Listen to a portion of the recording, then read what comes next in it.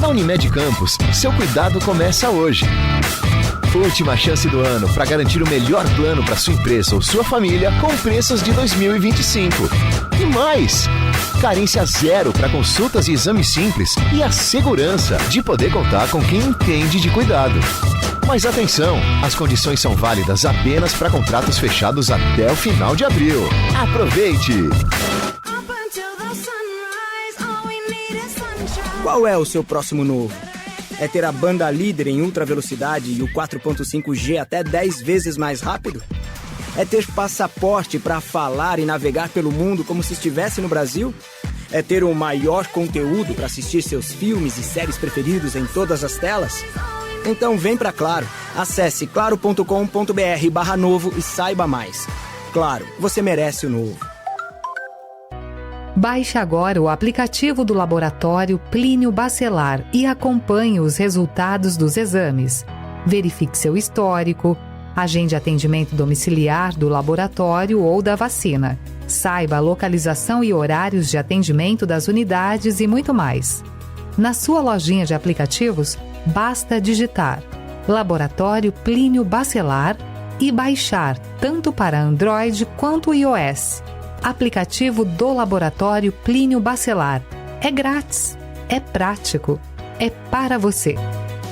Está sendo implantado na RadMed o Gênios Mammography Oncology, o maior avanço na detecção do câncer de mama. Você já pode agendar o seu exame. RadMed, sempre à frente. Referência também em mamografia. Começa agora o Folha no Ar, primeira edição.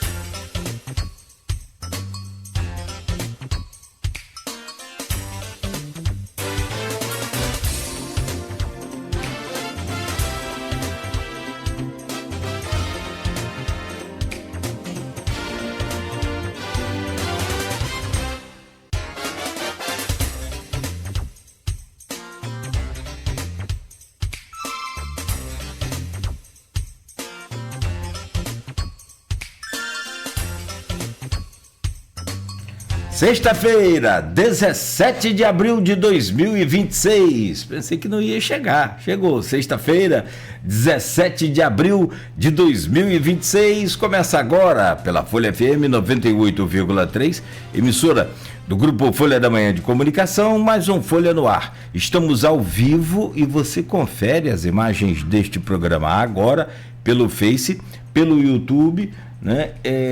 Também daqui a pouco em podcast, logo mais reprise na Plena TV e pela Alexa. É só dar o comando Alexa, ouvir Folha FM. No aplicativo da Folha também, só você baixar o aplicativo. Tem o WhatsApp que a gente fala pouco, tem que falar mais, é 22 99 600 9898. Pode mandar a sua mensagem também, fazer lá o seu pedido musical durante todo o dia. A Folha FM em todos os canais para ficar bem pertinho de você.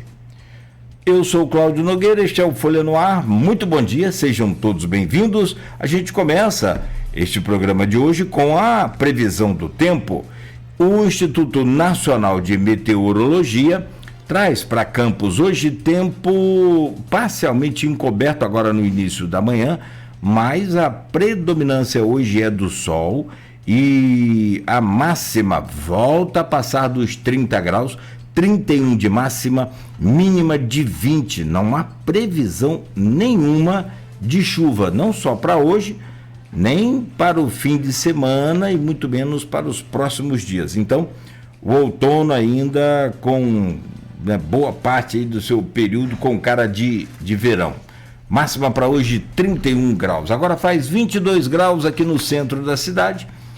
Hoje, na bancada com o jornalista, repórter de política do jornal Folha da Manhã, Everton Luna, vamos conversar com o Paulo Prado. Paulo Prado está com a gente aqui mais uma vez, a gente estava trocando as ideias aqui, tem muito tempo que ele não vem, tem o quê? Uns 2 ou 3 anos aí já que ele não... 2 ou 3 anos.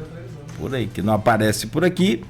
Vem hoje então para conversar com a gente. Ele é sociólogo, é mestre em sociologia e está doutorando sociologia na UENF também.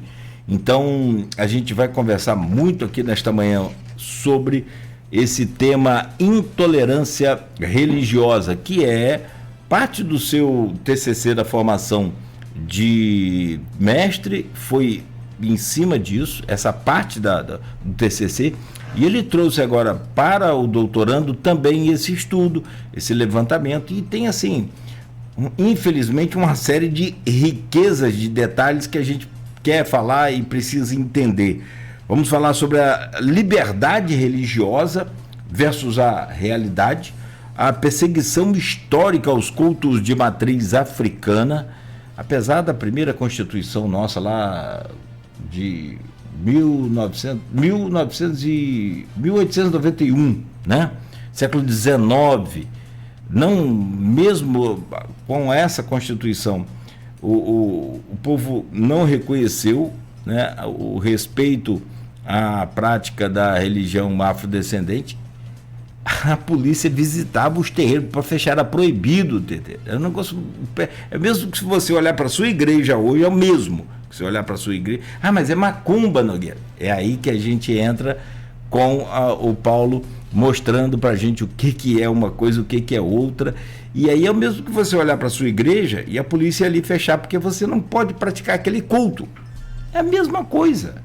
O candomblé, a religião, seja ela qual for, afrodescendente, é uma religião e tem que ser respeitada. Os cultos têm que ser respeitados. E aí, você vai numa escala mundial, você tem hoje, historicamente, né, a perseguição aos judeus, que não precisa contar essa parte ruim da nossa história, mas é importante você saber, todos nós, né?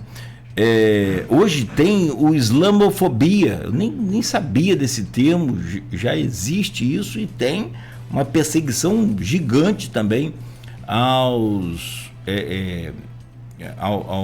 Islã. E daí você tira assim, Brasil, como é que é o índice aqui, né, dessa intolerância religiosa? Vários estados, todos eles têm essa coisa da intolerância.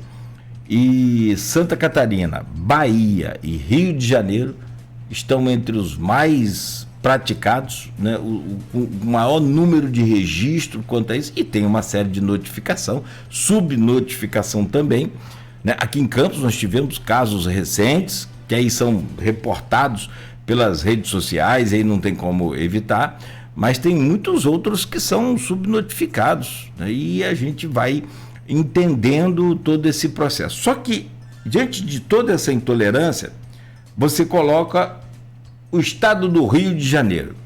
Aí, como diz aquele poeta lá do Flamengo, é outro patamar, filho. Aqui, no estado do Rio, nós temos o domínio territorial do tráfico. E aí, amigo, não tem esse nem aquele. Os caras entram, né, com tudo que dá direito, quebrando, acabando com tudo, e a gente quer entender, né, até onde vai esse momento em que a gente atravessa no estado do Rio também, porque assim, você pensa, os caras estão dominando o território lá só para vender água, para vender gás, para vender internet. Não, vai também na religião. Eu acho muito importante, Paulo, você está aqui compartilhando com a gente os seus estudos, os resultados, que ainda vão, né, prosseguir, mas pelo menos até hoje o que você já conseguiu apurar e tudo mais. Obrigado pela sua presença. Rapidamente, só passar aqui pelo portal folhão.com.br e a gente começar a bater esse papo. O Folha no Ar tem o oferecimento de Proteus, serviços de saúde e medicina ocupacional, qualidade certificada ISO 9001-2015, Unimed Campos, cuidar de você. Esse é o plano. Laboratório Plínio Bacelar e vacina Plínio Bacelar, cuidando bem de tudo que te faz bem. Radimed Diagnósticos por imagem, sempre à frente. É um negócio impressionante, essas intolerâncias que a gente tem. Eu fico lembrando aqui, eu estou falando e lembrando. Isso aí é macumba, meu filho. Sai daí que você é macumba. Aí no outro dia tá o cara lá na macumba. É um negócio impressionante. Tá só. Aqui, aproveite para tomar a sua vacina contra a gripe, já com a proteção contra todas as cepas, contra todos os vírus aí da influenza. Influelda 2026 é o nome da vacina. Lá no laboratório Plínio Bacelar você encontra, é rápido, é muito, muito, muito mais seguro e, né, claro, toda a qualidade do grupo Plínio Bacelar. 7h13. No portal folha1.com.br, destaque: mais de 20 mil inscritos para o concurso da educação. Ainda, pais e ruas entram na luta contra a partilha dos royalties de petróleo. Só um adendo aqui rapidinho, o Paulo e Everton. É porque a lei da partilha dos royalties já foi aprovada. Ela já passou pelo Congresso, já aprovou o Senado, tá tudo. A lei existe hoje uma lei que é para os estados petrorrentistas, produtores de petróleo, que recebem royalties do governo federal, eles têm que dividir com todos os estados brasileiros. Basicamente isso, assim, simplificando. Só que nós estamos com a lei segura, travada, sem ser cumprida até hoje, por conta de uma liminar dada pela ministra Carmen Lúcia no STF. Se a ministra, que aliás vai sair agora, né, deve se aposentar, ou outro deve assumir naturalmente, né, os seus casos. Se ela ou outro ministro resolver tirar e derrubar a liminar por algum recurso, alguma coisa, a gente tem que partilhar os royalties. E se partilhar os royalties, meu amigo, se está ruim hoje, imagina amanhã. Pois não, Everton? O julgamento é em 6 de maio. Dessa liminar. Liminar. O último prazo, não tem como mais sustentá-la sem julgamento. Vai ao plenário do Supremo e aí vai ser julgado essa liminar da Carmen Lúcia. E aí vai ficar decidido ali, será ad eterno. Ou seja, estamos na mão dos homens. E aí, meu filho, já viu como é que funciona. Mulher é presa durante a operação contra fraudes bancárias. Desaprovação do governo é obstáculo à reeleição de Lula. Mulher é assaltada em plena luz do dia em Campos e acusado é preso. Ainda, Frederico anuncia investimento privado com geração de 500 empregos em Campos. É um grupo aqui do Espírito Santo, né? O grupo Carone. É um outro estilo de supermercado, é um supermercado conceito. Conheço lá, é bem interessante. Prefeituras de Campos e São João da Barra decretam ponto facultativo dia 24. Semana que vem é uma semana bem ao estilo necessário, né? Podia ter umas 3 semanas assim por mês, né? Terça e quinta, feriados. Terça, Tiradentes, quinta... São Jorge, não é? Exato. Nosso guerreirão. E aí, salve Jorge, aí a gente fica segunda, quarta e sexta trabalhando, normal. Porém, aqui, no caso, a prefeitura deu o ponto facultativo dia 24, que é sexta, então, é isso mesmo?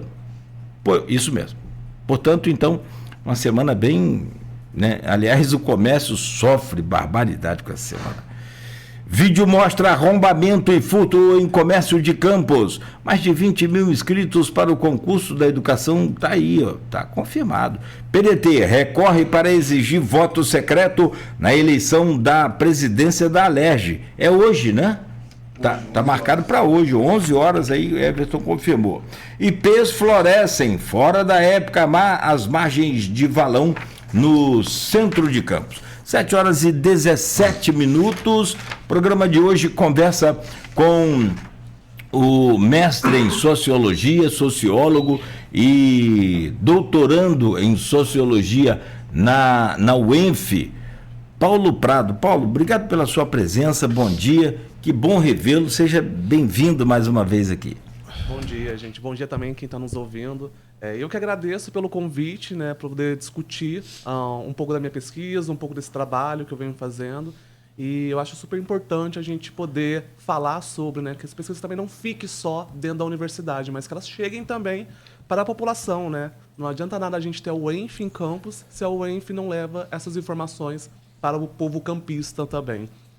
Ah, sim, a nossa temática aqui diária, a nossa luta aqui diária, que é para que não só as autoridades, não só os empresários, mas sobretudo a população converse com a universidade, não só a UENF. A UENF é uma joia que nós temos, meu Deus do céu, aquilo ali é uma maravilha, só que se ninguém usa, fica aquilo lá guardado, né? Então ali tem conhecimento para tudo que você imaginar e até para coisas que você nem imagina.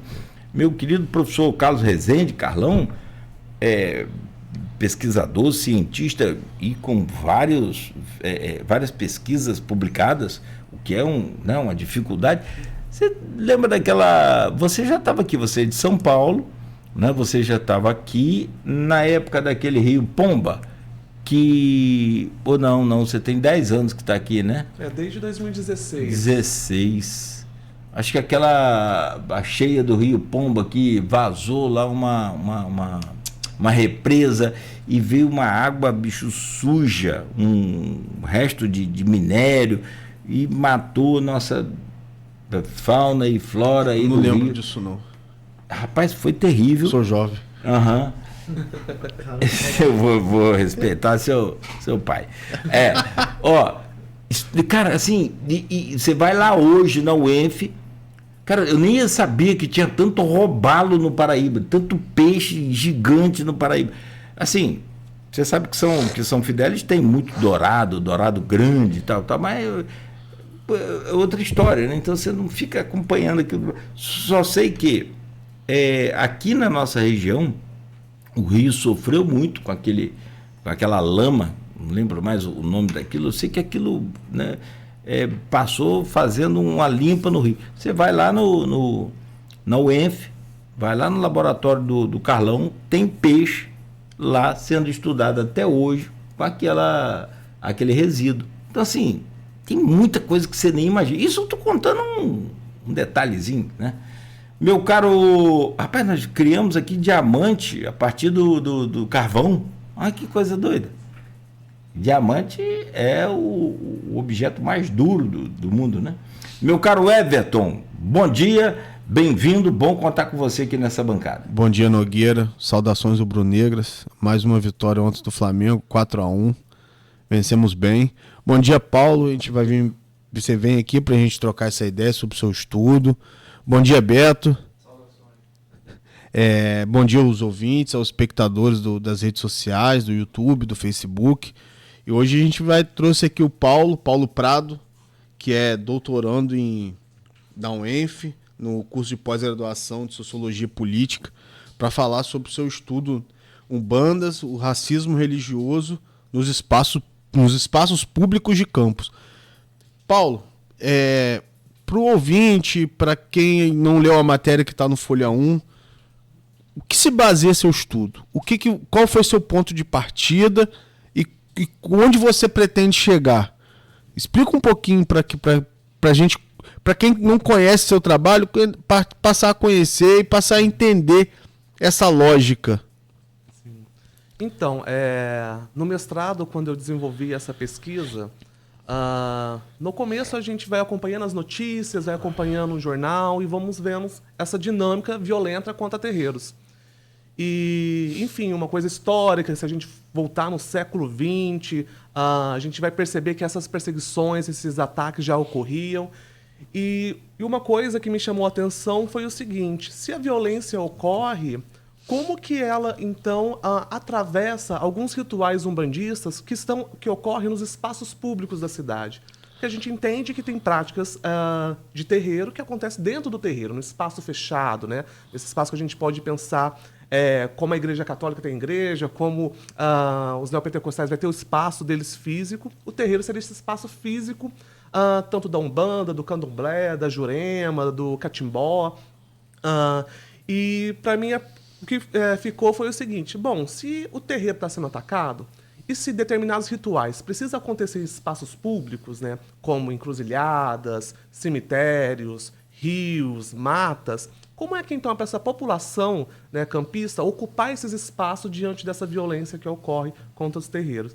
Principalmente por causa desse aumento e podemos dizer, uma mudança nos agentes que promovem essa violência, né, diante dos ataques que estavam acontecendo promovidos pelo Grupo Os Amados em Campos. Né? A gente teve, entre 2015 até 2020, 14 terreiros fechados aqui em Campos por grupos armados ou por parentes que atacaram esses terreiros. E aí surge essa questão: então, se estão atacando diretamente esses espaços, como é que ocupar esses outros lugares que não é fechado, que você se sente protegido? A gente sabe que na Candomblé, na Umbanda, é muito necessário ocupar esses espaços públicos para você dar continuidade às suas tradições, né? Para você se iniciar no Candomblé, você tem que ter uma parte de cachoeira, você tem que estar na cachoeira, fazer determinados rituais. Tem rituais que acontecem dentro de mata, em cemitério. Então, esse foi meu grande interesse, saber como que essa dinâmica de violência atinge essas práticas. E aí, um ponto que eu acho interessante destacar, para quem está nos ouvindo, que eu uso o termo racismo religioso, ao invés de intolerância religiosa, porque há estudos que vão colocar que a forma como essa violência se opera contra os terreiros, elas não só estão baseadas na intolerância, mas tem uma questão racial por trás de tudo isso, dos motivos que levam essa violência. Por quê? Eles vão dizer que essa violência começa lá na colonização, quando Portugal chega no Brasil, e aí a gente sabe que a colonização tem um braço muito forte da Igreja Católica no seu interesse, tanto de aumentar os seus fiéis, tanto também de aumentar o seu poder sobre determinados territórios. Então, quando a colonização portuguesa chega no Brasil, ela já chega levando esse aspecto de que qualquer religiosidade ou espiritualidades que se divergisse do catolicismo, do cristianismo, elas não poderiam ser praticadas dentro desse território. Né? Não só aqui, mas na América Latina como um todo. Né? A gente vai ter uma carta que é lida para essas populações quando há invasões, né? Tanto da Espanha, tanto de Portugal, que deixa bem claro: se vocês não seguirem o nosso padrão, a gente vai promover guerra contra vocês de todos os estilos e vamos escravizar os seus filhos, as suas mulheres, né? E, enfim, então coloca já que ou você segue ou a gente vai produzir guerra contra vocês. Então, nesse sentido, entendendo que a colonização já tem essa base e utiliza também um discurso da questão racial para justificar o porquê que ela estava invadindo esses territórios, porquê que ela estava utilizando as pessoas negras e indígenas como pessoas escravizadas nesse território, e entendendo também que não era só a violência contra a população negra e indígena, mas também tudo que ela representa culturalmente, filosoficamente. Então, a gente vai dizer que esses aspectos, eles continuaram historicamente atravessando essas violências. Apesar da gente não perceber desse modo, ainda há essa base que dá sustentação para um modus operandi como a gente se relaciona com essas religiões. No seu estudo, você até faz o questionamento se deveria ser usado intolerância religiosa ou racismo religioso. Qual a conclusão, adentrando o tema, que você chega para essa questão? Então, essa foi uma discussão que ainda me pega enquanto pesquisador, porque o que acontece? Intolerância religiosa, algumas pessoas vão falar que não faz sentido para a violência contra terreiro, porque não é sobre tolerar, né? Tolerar é você deixar a pessoa existir até certo ponto, que é o que acontece com os terreiros, né? Então, continua suas práticas, mas qualquer coisa eu posso retirar você desse espaço.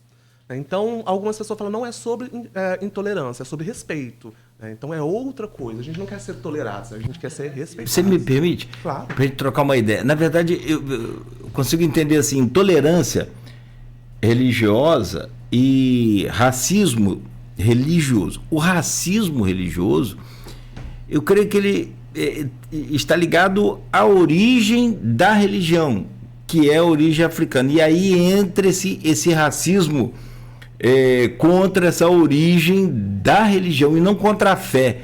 E há também, assim, para você explicar para a gente, há uma dificuldade de as pessoas aceitarem que isso é uma religião. Sim.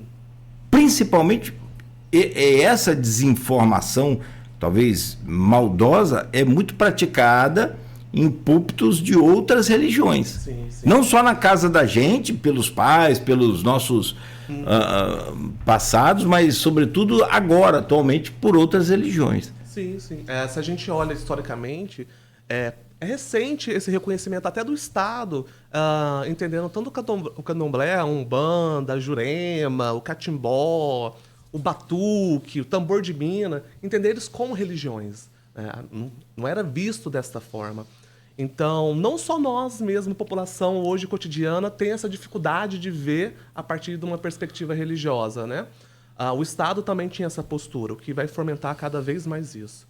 Mas aí, voltando no termo intolerância religiosa, o questionamento que algumas pessoas vão fazer é nesse sentido de você tolerar, não é o aspecto que a gente procura, que a gente visa, e de certa forma vai caminhar com a produção do racismo brasileiro. O que seria o racismo à moda brasileira? A gente não falar sobre racismo. O racismo aqui não existe. A gente vive uma democracia racial. Então, esse termo, de certa forma, esconde o papel do racismo diante dessas violências. Só que, dentro da academia, a gente vai ter disputas, certo? E aí o racismo religioso vai ser questionado também por alguns pesquisadores. Pelo principal motivo ser, mas nas religiões afro, né, na Umbanda, no Candomblé, não existe pessoas brancas? Pessoas brancas, então, sofrem racismo? Esse é um grande tensionamento desse termo, né? Então, se eu utilizar o racismo religioso, eu não estaria usando ele de uma forma equivocada, errada, porque tem pessoas brancas dentro dessas religiões? Vamos ter o estado de São Paulo que, de acordo com o IBGE, a maioria das pessoas que são adeptas, né, que são iniciadas dentro da religião, que se nomeiam como praticantes da religião, são pessoas que se veem como brancas. Né? Então, olha como que a gente vai pensar essa dinâmica. Apesar de, hoje, no IBGE, demonstrar que as religiões afro, a maioria são pessoas negras. Porque o negro, para o IBGE, são pardos e pretos. Então, quando a gente soma essa quantidade, ela vai passar a quantidade de pessoas brancas dentro da religião. Mas a gente conhece movimentos em outros estados onde a população branca é maior. Se a gente for pensar, né, um pouco até nesse quesito, o Rio Grande do Sul é um dos estados onde tem a maior presença de terreiros no Brasil. Né? Tem uma representação significativa. Essa questão do Rio Grande do Sul é muito interessante, porque a gente criou no imaginário coletivo o gaúcho. O gaúcho é europeu, né? Mas a população gaúcha... Principalmente alemão, né? Alemães, poloneses, italianos. Sim. Mas o gaúcho em si, ele tem uma parte da sua população negra, crioula, que é os crioulos ali entre Rio Grande do Sul, Uruguai e Argentina. O gaúcho do campo, ele é um gaúcho negro. O gaúcho do churrasco, né, que vive ali nos pampas, dos cavalos. É uma população negra. Mas o imaginário coletivo nos fez crer que o gaúcho é o brancão, é o europeu, né? Tanto que que no caso é a predominância da população lá.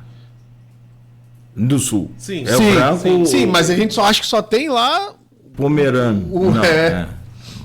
Tanto que esse ano... se fizer uma pesquisa, eu já fiz isso aqui várias vezes, já fiz aqui perto de você. Gente, qual é o estado mais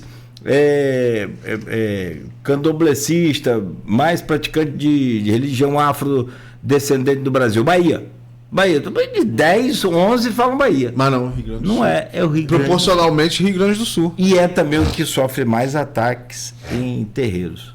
Sim, então olha como que essa contradição, se a gente pode chamar de contradição, ela... Das tantas que o Brasil tem, né? Sim.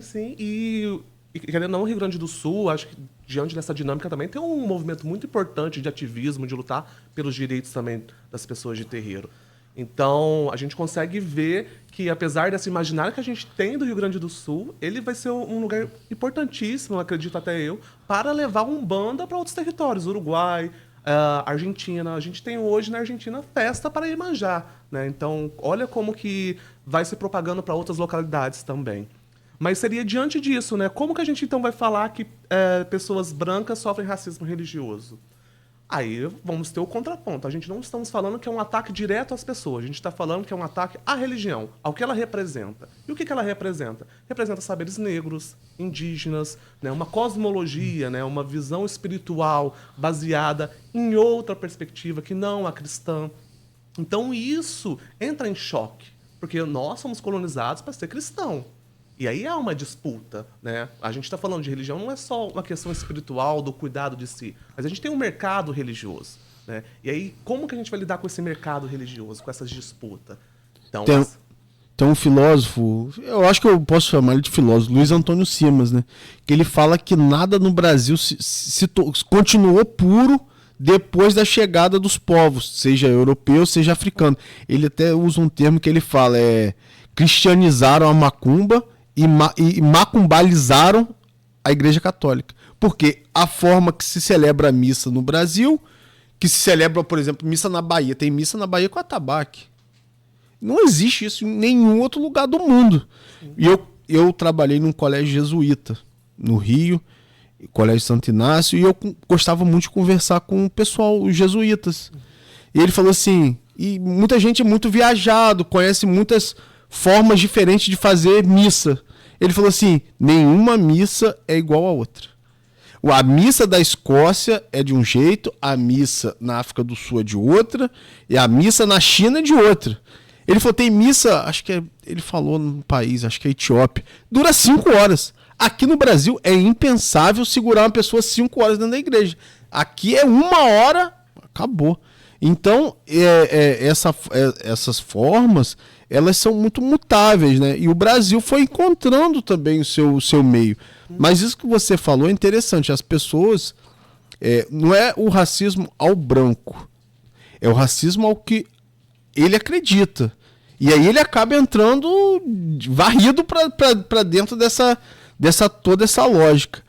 No seu estudo, você fala também da questão da legislação.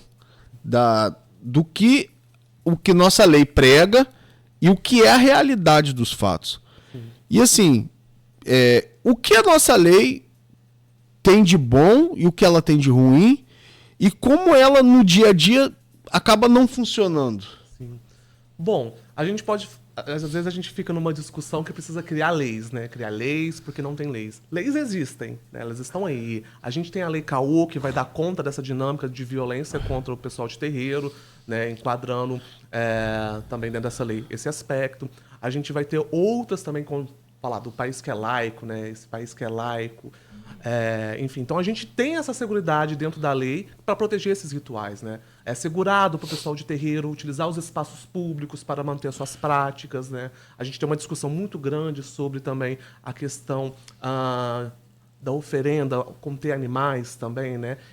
O sacrifício dos animais nesse sentido, mas a gente também tem uma proteção nesse sentido porque utiliza para rituais litúrgicos, né? E também para alimentação da comunidade, porque às vezes tem no imaginário das pessoas que se vai utilizar algum animal, uma galinha ou algo dentro de um ritual, que é matar o animal e deixar ali. Não, o animal é morto, mas é para compartilhar com a comunidade. Então vai ter um churrasco no terreiro, vai ter as comidas preparadas especificamente dos terreiros para tanto para o orixá, tanto para as entidades, tanto para a população também. Então você come tudo aquilo ali, aquilo não é desperdiçado. Enfim, mas a gente tem leis que asseguram isso. O que acontece é que a dinâmica brasileira não vai ao encontro dessas leis. se a gente olha para o nosso cenário político, que a gente tem aquela sigla que fala BBB, Bíblia, Bala e Boi, né? Então, o que a Bíblia representa politicamente para o terreiro?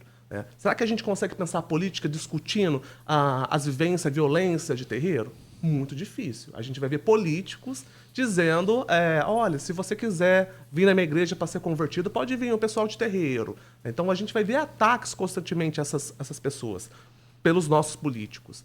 Também vamos ter uma sociedade cada vez mais cristã, mudando, saindo do catolicismo, indo para as igrejas neopentecostais, que vai ser um grande movimento também de modificação desses agentes que vai ser os violentadores. Mas o que eu posso dizer é que a lei existe. O que acontece é que nós ainda seguimos padrões da colonização de forma como a gente se relaciona com essas comunidades, com essas pessoas e essa espiritualidade. Então tem mais a ver com a socialização das nossas vivências do que propriamente como uma lei atualmente, né? Vai ter um programa por dia, durante um mês. Vamos fazer uma série de Netflix. Cara, assim, vou te colocar algumas coisas assim, você analisa como estudioso, como pesquisador e como mestre agora, como doutorando e como doutor daqui a pouco. Tem umas coisas no Brasil muito interessantes. No Brasil, vamos falar de Brasil. Eu sou cristão, eu sigo a Cristo, tenho a minha religião. Eu mudo, não vou falar qual, agora, não é o caso. Eu mudo de religião, a primeira coisa, ele aceitou Jesus. Fala, mas a outra, qual que não é Jesus aqui no caso? Né? O Islã não é, tá, tudo bem, o judeu também não, mas nesse caso, sou católico ou sou evangélico, eu mudo de uma para outra, eu aceitei Jesus. Então, umas coisas muito estranhas, um negócio muito complicado, que é para menosprezar o outro, não é para dizer que eu melhorei, eu saí daquela lá que era muito ruim e vim para uma boa. Isso é um fato, você falou aí, né, em conversão, essa coisa de se converter. Mas vamos lá, vou colocar umas questões aqui para você estudar, analisar e trazer a resposta. Eu sou católico apostólico romano, devoto de Nossa Senhora Aparecida, dizimista, e tirei uma foto aos pés de Iemanjá, lá na curva da Jurema, em Vitória. Rapaz, eu também só uma saraivada aqui na internet, no privado. O que isso representa? É tolerância religiosa? Eu acho que é um respeito, né, às outras religiões.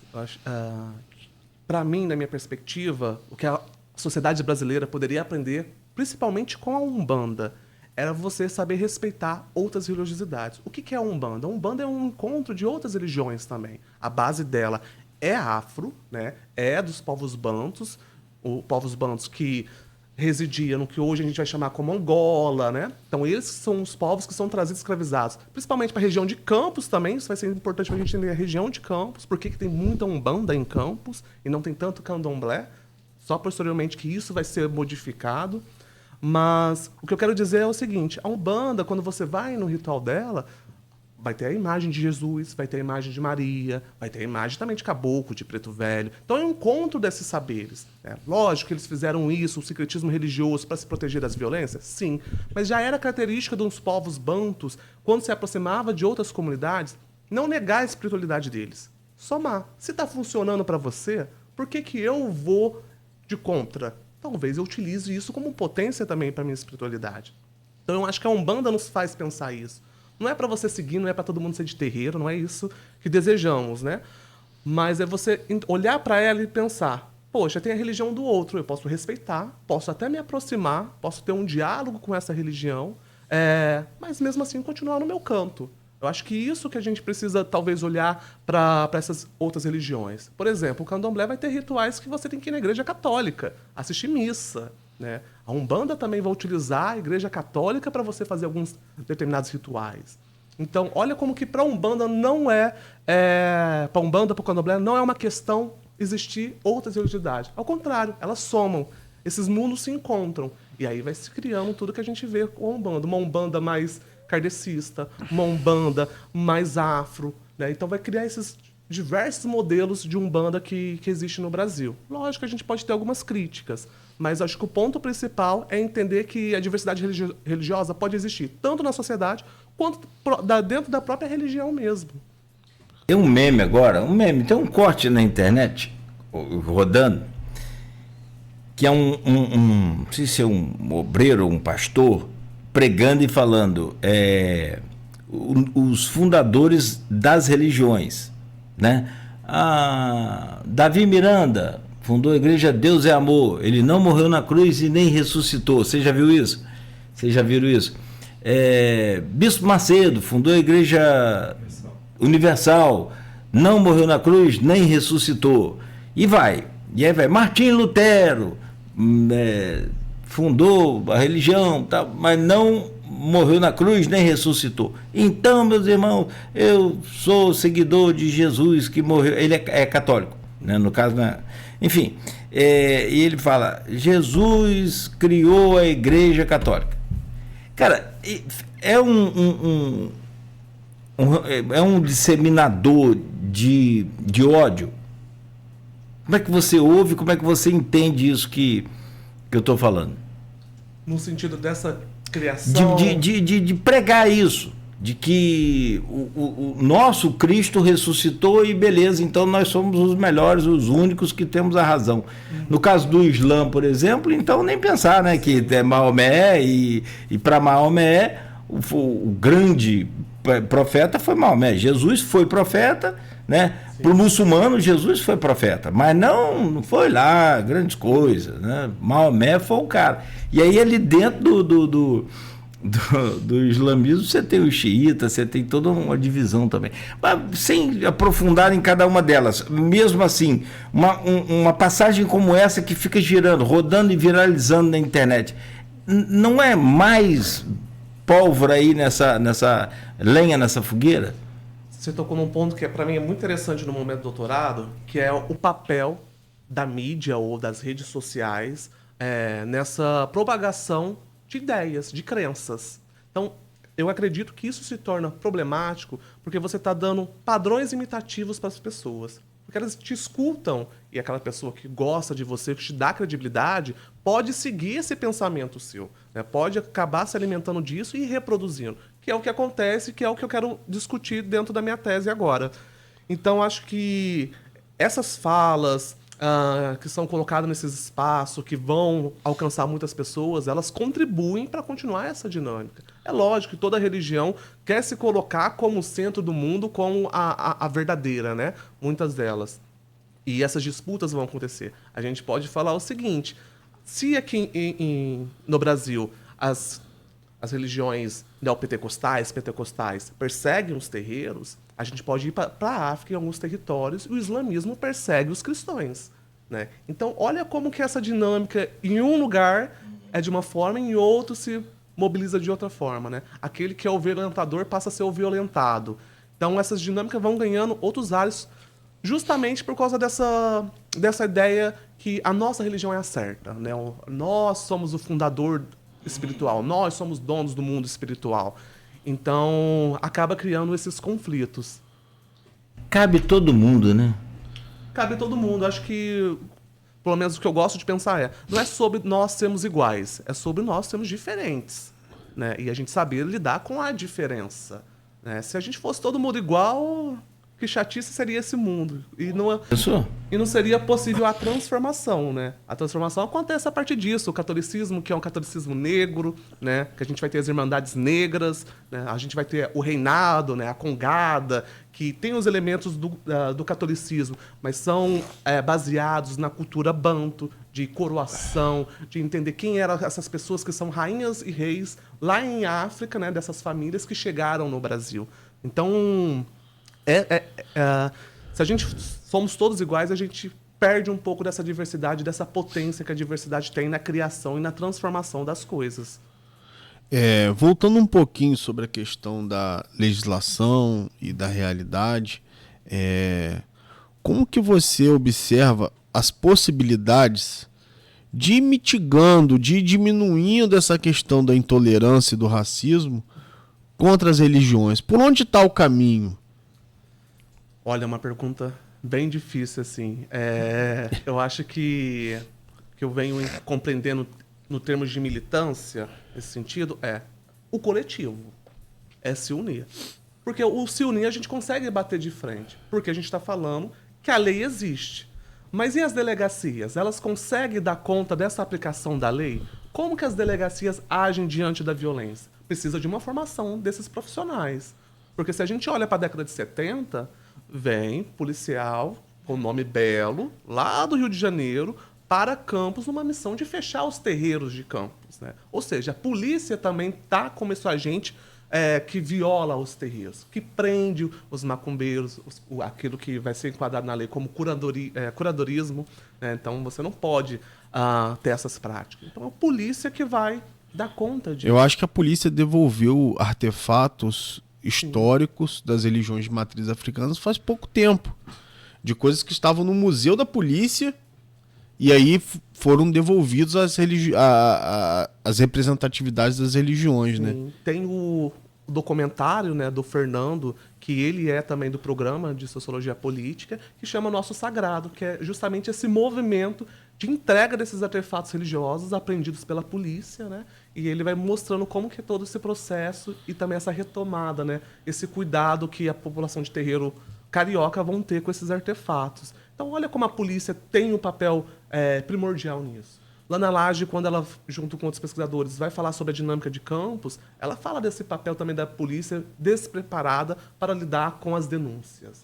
Porque o que acontece? Quando uma pessoa de terreiro vai fazer a denúncia, muitas vezes as polícias falam, é briga de vizinho, deixa quieto, não leva para frente os casos, não enquadra na Lei Caô, não entende que a Lei Caô também dá conta desses casos, ou seja, é uma má formação. Essa discussão não está acontecendo dentro das delegacias. E isso não é uma coisa que a população de terreiro não sabe. Ela sabe historicamente. No entanto, que a população de terreiro vai dizer para mim quando eu entrevisto, não, eu não vou procurar a polícia para fazer essas denúncias. O que eles vão fazer? Eles não fazem nada.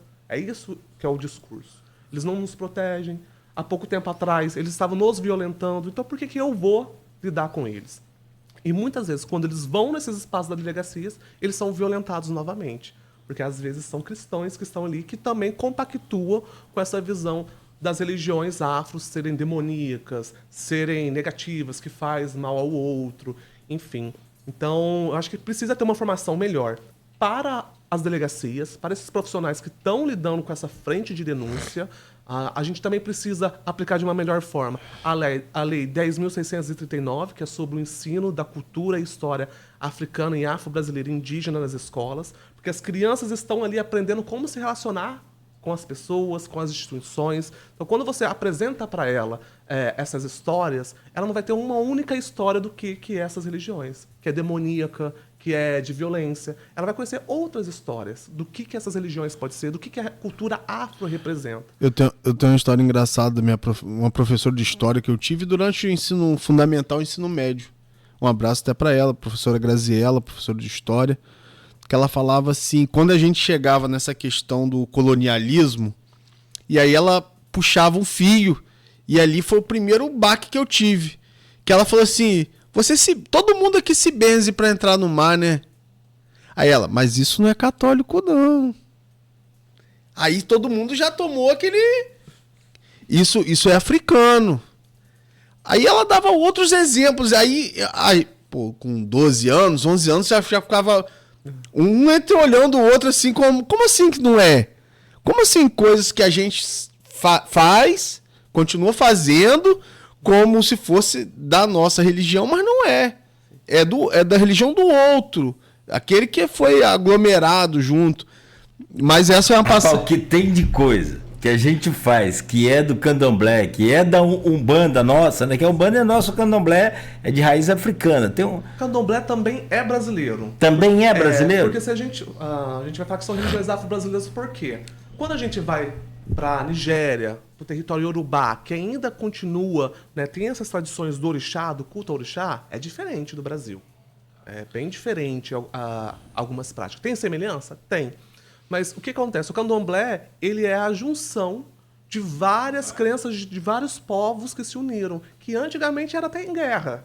Por exemplo, se você é uma pessoa que é iniciada, que cultua Xangô, então quer dizer que você era de um povo específico desse rei Xangô, né?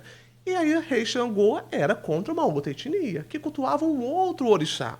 Aí chega no Brasil, colocou todo mundo junto, e aí? Vocês vão continuar nessa briga toda, nessa treta toda? Como é que vocês vão fazer para continuar suas práticas? E o candomblé junta e une essas práticas religiosas não em um único modelo, porque há várias formas do candomblé, mas junta isso. Então a gente cultua Xangô, cultua Iemanjá, cultua orixás que dificilmente seria cultuado em territórios, porque eram territórios que eram contra um ao outro. Então há essa união. Então a experiência do candomblé é brasileira, não é em África. Se você for para Nigéria, se você for para Angola, para o Benin, você não vai encontrar candomblé. Você vai encontrar cultos a orixás. Você vai encontrar uma comunidade que cultua Oxum, que é iniciada em Oxum, outra que é iniciada em Xangô. Então é diferente. Então a gente pode dizer que são religiões afro-brasileiras. Vamos, mozinha, fácil. Que cor que você gosta de passar roupa no final de ano? É branco, né? Pois é. Você acha que isso foi cristão que criou isso ou o candomblé? Ou vem, né? Não vem do... Cara, foi essa semana, São José. Assim, tem um saquinho de São José. Religioso, acabou de dizimar, acabou de sair da missa lá do galo, aí vai lá vou passar de branco, assim.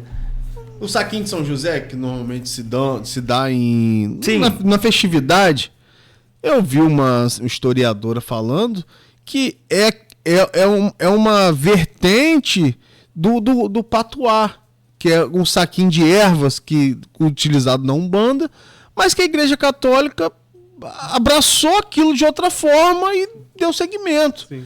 E hoje, minha avó é uma grande fã do saquinho de São José. Ela não anda sem o saquinho de São José dela. E você sabe da onde que é o patuá, especificamente? Que às vezes a gente acha que é de religiões afro, mas antes da colonização da Europa com a África, a gente tem uma colonização também islâmica desse território. Então o patuá, ele é uma prática do Islã. E aí, como a gente... por exemplo, em Salvador, os pessoal que eram mais ligados ao Islã eram pessoas negras que tinham uma escolaridade maior, falavam mais línguas, né? Tinha esse lugar do culto, né? Uma pessoa mais culta nesse sentido. E nesse sentido, quando eles estão em Salvador, também entrando em contato com outras comunidades negras que não eram islamizadas, há esse encontro. Então, há essa troca. Então, o patuá não é algo especificamente da afrodiaspora, no sentido veio de África, no sentido da religião afro que nasceu ali. Não, é de uma religião islã que foi ressignificado dentro das religiões afro, né? E aí vai se ressignificando. Sim. Aí hoje a pessoa carrega o patuá com um dinheirinho ali dentro de São José. Qual mãe que não gosta de fazer um dengo no filho? Dengo é da onde?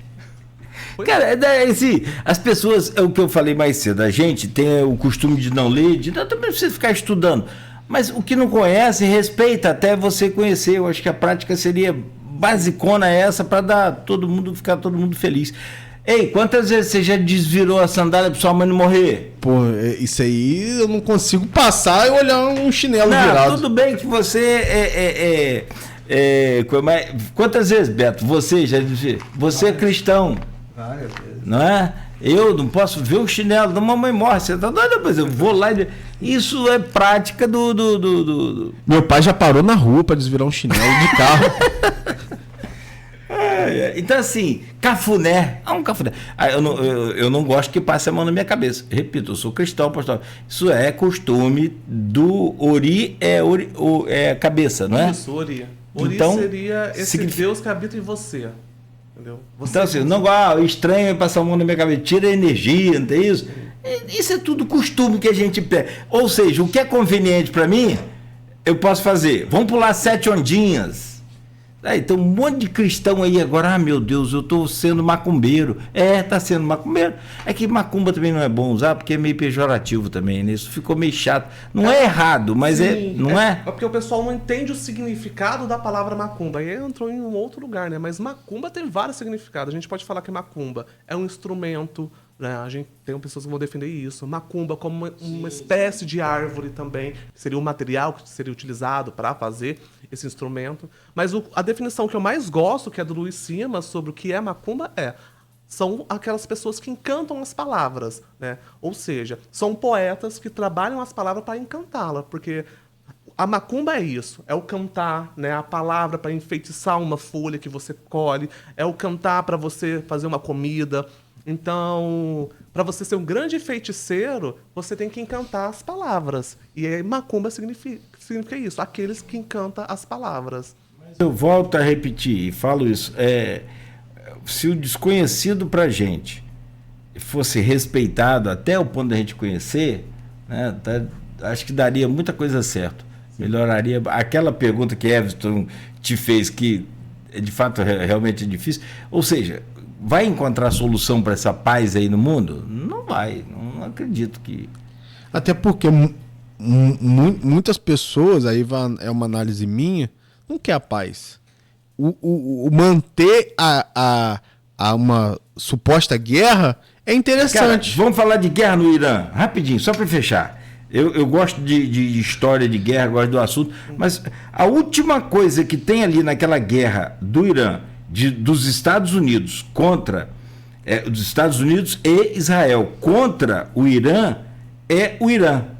Tem problema nenhum com o Irã, do enriquecimento do urânio, da produção de bomba atômica, não tem problema nenhum quanto a isso, existe um consenso lá, já beleza. Porque está enriquecendo o urânio acima do limite permitido, não tem nada disso.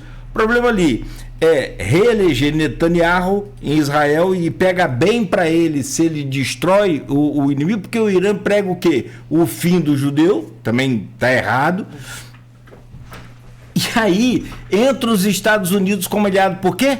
Porque a China vai dominar o mundo e não vai demorar muito. E tem eleição agora de meio de mandato nos Estados Unidos. Tem eleição de meio de mandato. Então, assim, se ele consegue bloquear, por exemplo, o Estreito de Hormuz, como ele fez agora, e não levar combustível, que é o que vai, o petróleo que vai para a China, boa parte sai dali, e de 20% sai dali. Então, assim, você vai entender que o Everton falou perfeitamente.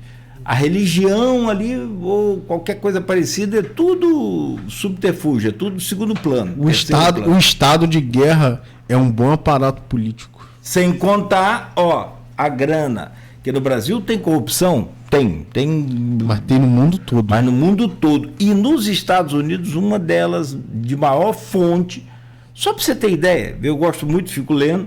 Hoje foi destruído, ontem está desaparecido, não admitiram ainda, um dronezinho de $1 bilhão dos Estados Unidos.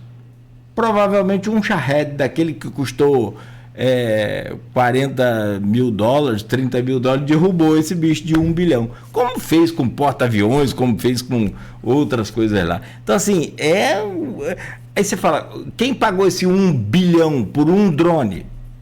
Povo americano. Vamos lá. 8 horas em Campos. Pensa que é só nós que temos problema, meu filho? Vamos lá. Mas o nosso aqui é outro patamar. O negócio aqui... O governador em exercício ontem mandou 150 embora só de uma secretaria. Você viu aquilo? Brincadeira não, hein? São 8 horas em ponto. Meu caro Paulo Prado, doutorando em Sociologia na UENF, mestre em Sociologia, sociólogo, conversando aqui com a gente, com o Everton Luna, nesta bancada hoje, jornalista, repórter de política do jornal Folha da Manhã. A gente volta a seguir, rápida pausa, e a gente continua essa conversa. Vamos falar mais sobre os seus estudos, né, a repercussão dos seus estudos, né, também aí, tanto na mídia quanto nas redes sociais, e, né, saber mais aí sobre a preservação de saberes ancestrais que tem a sua importância histórica para esse povo brasileiro. 8 horas, 1 minuto. Pausa rápida no Folha no Ar, oferecimento de Proteus, Unimed Campos, Laboratório Plínio Bacelar e Vacina Plínio Bacelar, com apoio de Radimed Diagnósticos por Imagem. Vou nem falar da foto que eu tirei com a estátua de Buda. Vou pular essa parte. Está sendo implantado na Radimed o